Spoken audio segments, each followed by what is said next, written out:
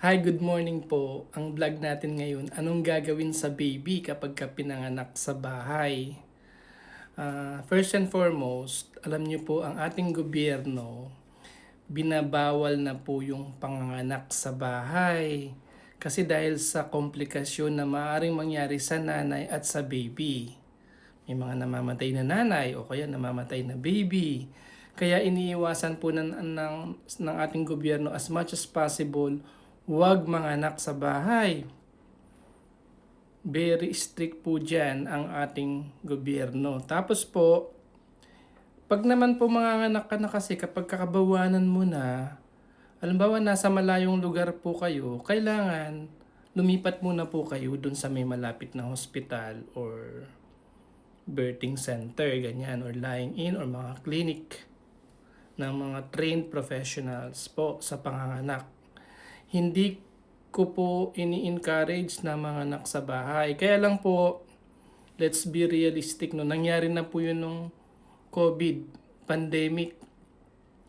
Maraming tao na nanganak na hindi na pumunta sa hospital, sa bahay na lang nanganak kasi natatakot ma-expose sa mga hospital personnel, di po ba? Ito pa, yung practical pa. Halimbawa po sa Visayas, Mindanao, meron po tayong mga kababayan dyan na malayo sa Kabihasnan. Yung iba talagang sasakay pa ng vapor, ganyan, gabi o gabi. Wala naman pong magpapaanak, wala.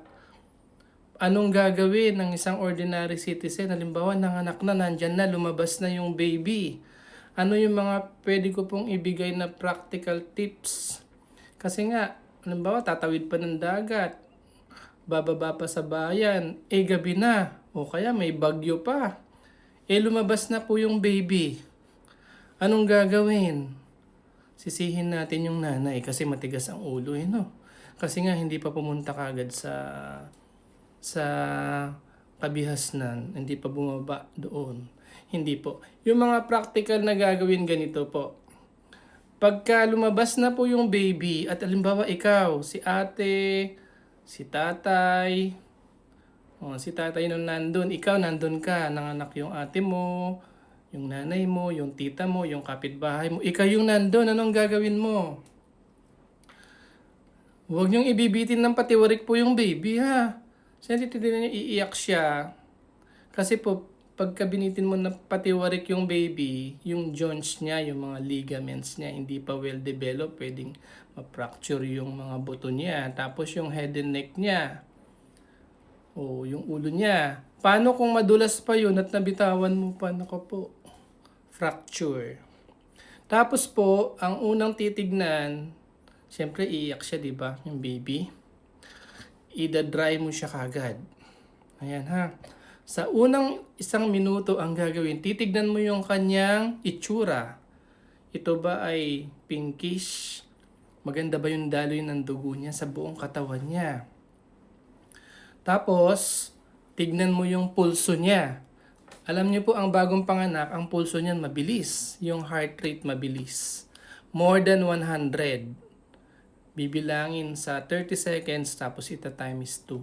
Dapat sa 1 minuto, mahigit 100 ang tibok ng puso niya o pulso niya. Ganon. Tapos, makikita niyo po yung bagong panganak, sisimangot yan. Yung reflex irritability niya, sisimangot siya. Hindi siya yung flat affect, yung walang expression, expressionless, Dapat sisimangot siya o yung grimace na tinatawag. Tapos, kailangan gumagalaw yung baby. Pag nakita mo, dapat gumagalaw yung baby po. Ano po? Gumagalaw yung baby. Tapos, humihinga. Ayan. So, paglabas ng baby, galing siya sa tiyan niya ng nanay, mainit. Paglabas, malamig ang labas. So, kailangan ay keep warm mo yung baby. Ano po? So, anong gagawin mo doon sa pusod? Yung pusod nga, di ba? Wala nga hospital, tatawid pa ng dagat, bukas pa. Huwag mong hihilahin po yung placenta, yung pusod yung baby, hilahin mo yung from nanay kasi pwedeng mag-bleeding yung nanay naman. Ano po? So, ang gagawin doon sa pusod, huwag mo munang kagad-kagad puputulin yun. Ang gagawin nyo po kung merong tali na malinis or sa bahay yung pwedeng floss o kaya malinis na tali. Doon sa pusod niya, magtali ka muna about 15 cm above doon sa skin.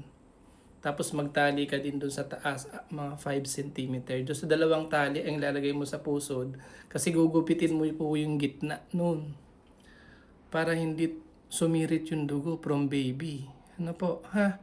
Tapos yung placenta, pagkalabas ng baby, lalabas din kagad kusa kasi yung placenta. Ano po?